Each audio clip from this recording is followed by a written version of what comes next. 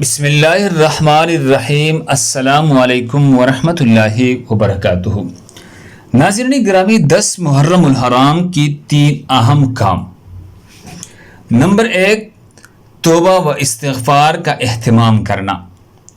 نبی اکرم صلی اللہ علیہ وسلم نے ارشاد فرمایا، محرم اللہ کا مہینہ ہے، اس میں ایک دن یعنی 10 محرم الحرام ایسا دن ہے جس میں اللہ تبارک و تعالی نے ایک قوم بنی اسرائیل کی توبہ قبول فرمائی تھی، اور اس دن اللہ تبارک و تعالی نے دوسری قوموں کی بھی توبہ قبول فرمائے گا۔ سنن ترمذی حدیث نمبر 741۔ 10 محرم الحرام میں دوسرا اہم کام یہ کرنا ہے روزہ رکھنا۔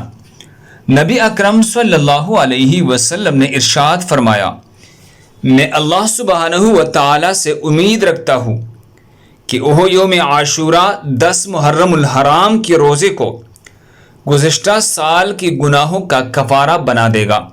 صحیح مسلم حدیث نمبر 2747۔ تیسرا اہم کام یہ کرنا ہے اہل و عیال پر فراخ دلی سے خرچ کرنا۔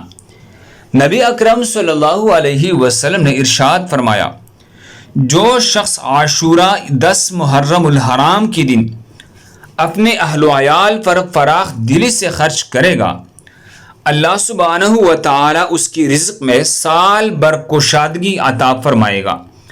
معجم الکبیر للطبرانی۔ اللہ ہم سب کو اس پر عمل کرنے کی توفیق عطا فرمائے۔ دوسرے مسلمانوں کی فائدے کے لیے آگے ضرور شیئر کریں۔ جزاکم اللہ خیر۔